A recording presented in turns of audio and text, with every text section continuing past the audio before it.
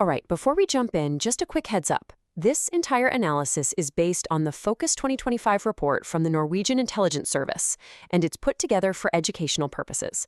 Okay, with that said, let's get right into what they've uncovered. So today, we're diving into the latest annual threat assessment from Norway's intelligence service.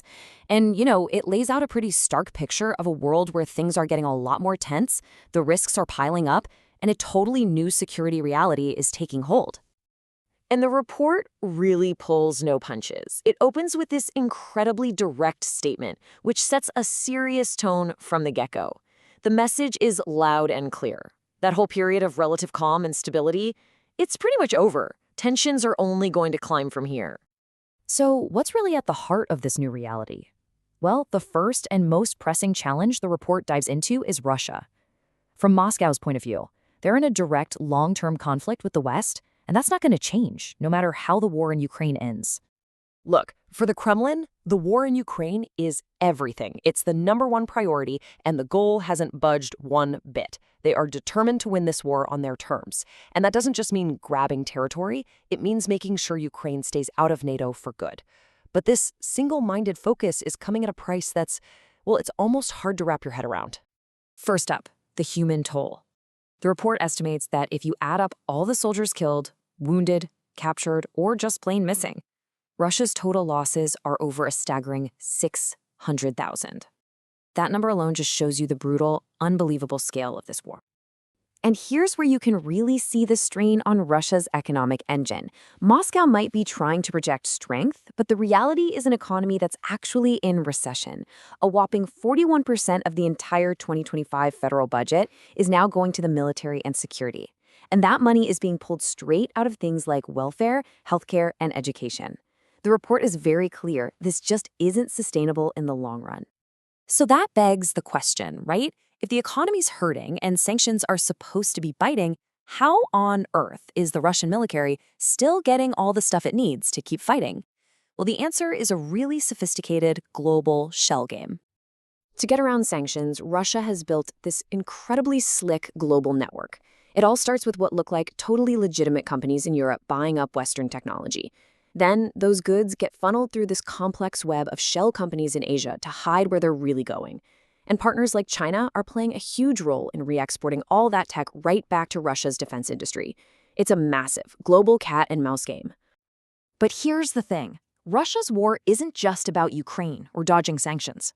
The report makes it clear that Moscow is fighting a hybrid war right here, inside Europe. We're talking about sabotage against weapons shipments, recruiting European citizens to carry out arson attacks, threatening undersea data cables, and, of course, trying to interfere in our elections. This isn't random. It's a coordinated campaign to cause chaos and weaken support for Ukraine. Okay, so while Russia is the immediate, boots-on-the-ground threat, the report identifies China as the bigger, long-term systemic challenge. This is a power that's trying to reshape the world using its economic might, not just its military. And to really get what China's doing, you have to understand this one key idea: military-civil fusion. It's a national strategy where there's basically no line, no wall between the civilian economy and the military. Any cool new tech a civilian company develops or buys, it's fair game for the People's Liberation Army. And here is a perfect example of how that economic strategy plays out in the real world. Just look at the explosion in electric vehicle exports. This isn't just about selling cars. It's a calculated move using massive government subsidies to completely dominate a strategic global industry, forcing competitors out and making the world reliant on Chinese technology. So this strategy has a lot of moving parts. We're talking about Beijing making huge investments in critical infrastructure, like ports all around the globe. It's buying up key European tech companies. And holding all of this together is a national security law that says any Chinese company, any citizen, no matter where they are in the world, has to help out state intelligence if they're asked. That's the law. So what happens when these two massive challenges, the immediate threat from Russia and the long-term one from China, start working together? The report takes a close look at this deepening partnership, and it's an alliance that is truly changing the shape of global politics. But this partnership, well, it's not a partnership of equals, not even close. This slide just lays it out so clearly. For Russia, China is an absolute economic lifeline. We're talking almost 40% of its total trade. But for China, Russia is a much smaller piece of the puzzle, only about 5% of its trade. The bottom line is, Russia needs China way, way more than China needs Russia. So what China does is provide all this crucial stuff, machinery, electronics, you name it, that Russia needs to keep its war economy running. But they do it very, very carefully. Beijing provides just enough to make sure Russia doesn't collapse, because that's not in China's interest. But it's a constant balancing act, trying to walk this fine line to avoid getting hit with Western sanctions themselves. Now, this rivalry between the great powers isn't happening in some kind of bubble. It's sending ripples across the entire globe, creating all kinds of instability, sparking new threats, and even changing the fundamental nature of war itself. And one of the scariest results of all this? The complete collapse of arms control. This timeline shows how the treaties that kept the nuclear arms race in check for decades have just been torn down, one by one. With Russia out of the New START treaty and China building up its nuclear arsenal with no limits, we are stumbling into a far more unpredictable and dangerous three-way nuclear standoff. At the exact same time, the whole nature of war is being rewritten right before our eyes. The war in Ukraine has become this massive, real-world lab for drone warfare.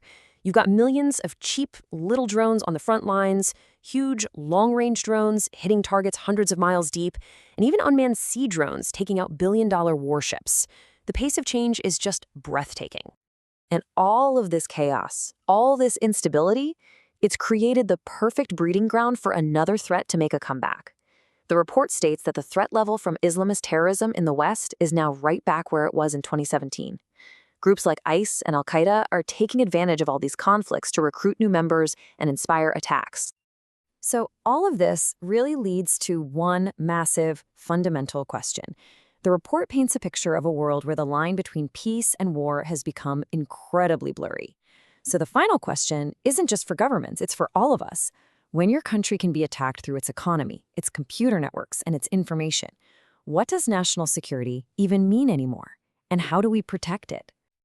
Everything we've covered today was drawn from the Fokus 2025 report, which was published by the Norwegian Intelligence Service. Thanks for joining us to break it all down.